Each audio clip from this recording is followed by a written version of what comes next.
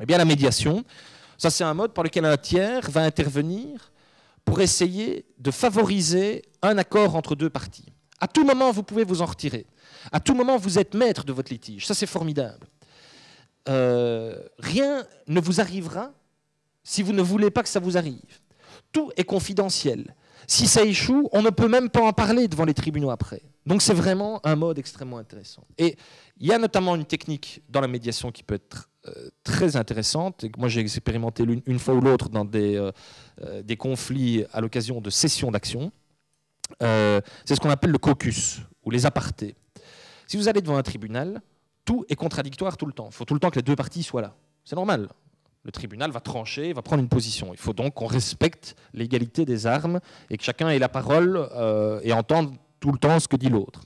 En médiation, ce n'est pas le cas puisque le médiateur il ne vous impose rien. Il vous aide à trouver un accord. Exemple, situation à laquelle j'ai été confronté, une belle entreprise où il y a deux fondateurs à la base, ça va grandir mais de manière exponentielle. Un des deux va avoir un peu peur. C'est assez classique. Souvent, vous avez dans les entreprises, il y en a un qui va vraiment oser aller plus loin, va vouloir passer un autre cap, le développement sur l'étranger. Et c'est à ce moment-là que ça a coincé. Le deuxième lui dit « Non, non, écoute, on est bien comme on est. On reste ainsi. » etc. Le premier dit « Non, moi je ne veux pas, on continue. » Ça commence à créer des tensions, disputes. Il y en a un qui veut partir et l'autre veut qu'il parte. Le problème, c'est la valorisation des parts. Comment fait-on? Quel prix?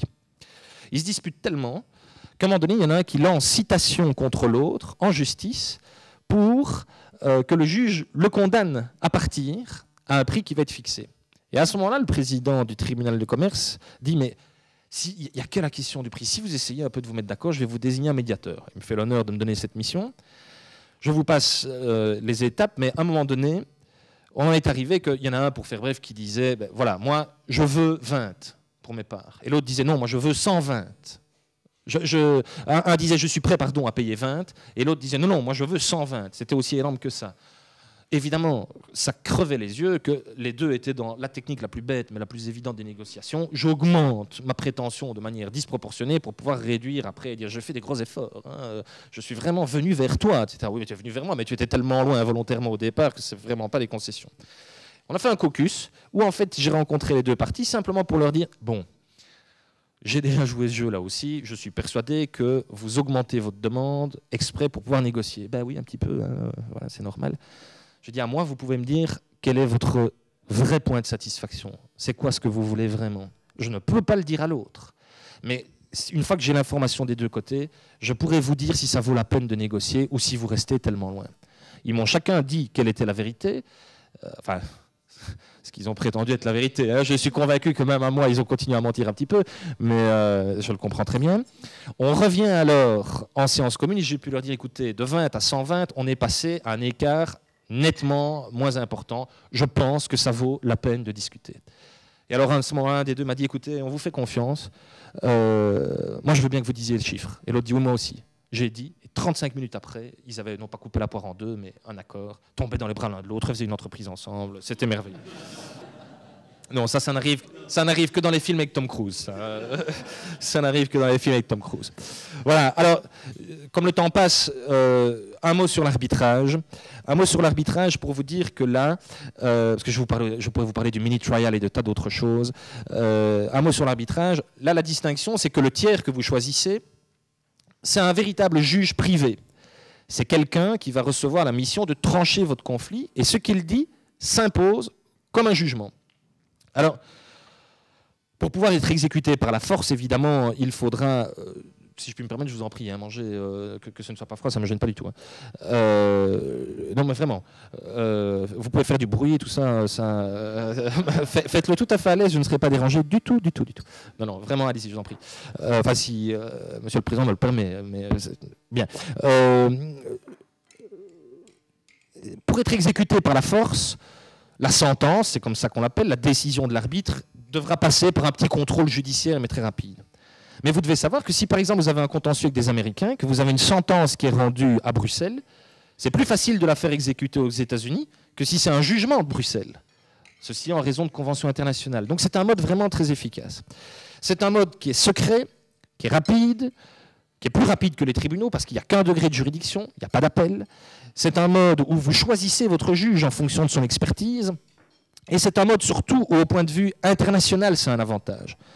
En préparant cette intervention, je réfléchissais aux litiges dans lesquels j'étais pour le moment arbitre et je me disais, ben voilà, il y en a un qui oppose une entreprise américaine et une italienne, un autre, c'est des Roumains à des Chypriotes, un autre, des Algériens à des Anglais. Voilà 3 cas où, si on avait dû déterminer devant les juridictions de quel pays on va, dans quelle langue, quelle procédure, c'était éminemment inconfortable pour tout le monde.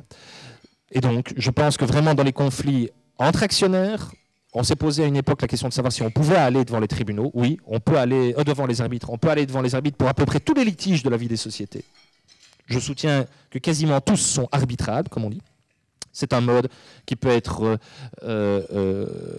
très efficace. Bien sûr, il y a un inconvénient, c'est qu'il faut payer l'arbitre. Enfin, moi, je trouve que c'est un avantage, mais je comprends que c'est un coût, étant entendu qu'il faut payer. Mais si vous gagnez, c'est celui qui paiera tout, normalement, y compris vos frais d'avocat. Donc, vous pouvez sortir de là complètement rhabillé, hein, vraiment.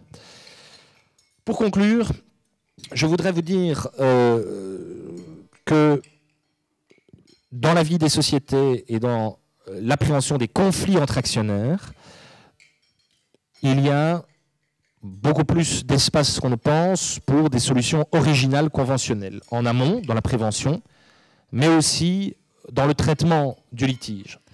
Ik zou graag eerst even terugkomen op een aantal van de heel interessante introducties van Olivier, om dan misschien af te ronden met een breder kader, wat wij ook onderling hebben afgesproken, een breder governance kader. Ten eerste, ik denk dat de vraag die Olivier heeft gesteld naar wat zijn de actoren van de onderneming, wat is hun rol, wat zijn hun rechten, wat zijn hun plichten, een zeer fundamentele vraag is. Niet alleen vanuit juridische hoek, maar ik denk sowieso voor het belang van de economie en voor het belang van de samenleving. Want als we even de lessen mogen trekken uit de financiële crisis, dan denk ik dat daar inderdaad een aantal problemen kunnen teruggebracht worden op het niet juist invullen van de rollen, of het niet respecteren van de verplichtingen die men heeft als partner, als actor in een onderneming. Ik zal het hebben in aansluiting met het boek ook over de aandeelhouders, maar ik denk dat hetzelfde kan gezegd worden over de bestuurders en hetzelfde kan gezegd worden over het management. En dan niet alleen management op het niveau van de topholding, maar ook het management van alle ondernemingen, filialen. Ik kom daar nog eventjes op terug. Ik denk dat in elk van die gevallen het aandacht verdient de definitie in het achterhoofd te houden die u hebt gebruikt, die trouwens ook is ontwikkeld in het doctoraat van Alain François. Uiteindelijk moeten ze allemaal streven naar het belang van de onderneming. En het belang van de onderneming in het Nederlands is gemakkelijker te omschrijven dan l'intérêt social, want in het Frans wordt dat vaak verward met l'intérêt sociétal. En als u het heeft over corporate social responsibility, dan denk ik dat we eerder zitten op l'intérêt sociétal. En als je het hebt over het belang van de onderneming, dat we het eerder hebben over l'intérêt social. Dat is al een eerste punt waarvan dat ik denk dat u volledig gelijk hebt, dat er een verschil is juridisch, maar ook in de praktijk, van wat de rol van de bestuurder is en wat de rol van de aandeelhouder is. Als je kijkt naar de rol van de bestuurder, kijk maar naar de codes, kijk maar naar de wetgeving, dat is geen enkele twijfel over. Ze zitten daar niet in hoofde van het belang van de aandeelhouder, ze zitten daar in hoofde van het belang van de onderneming. En dan kun je zeggen, wat is dan het belang van de onderneming? Wat is daarbij de rol van de aandeelhouders? Wat is daarbij het belang van de aandeelhouders, van de huidige, van de toekomstige, van de andere stakeholders? En dan begint natuurlijk de discussie die wij ook, waar ook u trouwens allemaal bent uitgenodigd op het Europees Congres, in het kader van het Belgisch voorzitterschap in december zullen voeren. Met name, wat moeten bestuurders nu promoten? Welk belang moeten die promoten? Wat is het ondernemingsbelang? Hoe definieer je dat en hoe definieer je dat in Europese termen? Maar een zaak die u daarnet hebt aangehaald en die ik volledig onderschrijf, en dat hebben we ook gezien in de financiële crisis, dat is dat de aandeelhouder eigenlijk een zeer grote egoïst mag zijn. Wettelijk en feitelijk. Die mag alleen rekening houden met zijn eigen belang. En al zijn beslissingen en al zijn wensen, die kan hij proberen bevorderen bij de onderneming. En dat leidt ertoe dat hoe belangrijker de macht van een aandeelhouder is in een onderneming, des te meer die onderneming de wensen van die aandeelhouder kan verplicht zijn om na te leven. Het is zelfs zover dat vooral in economische literatuur de onderneming gezien wordt als het vehikel van de aandeelhouder om zijn belangen waar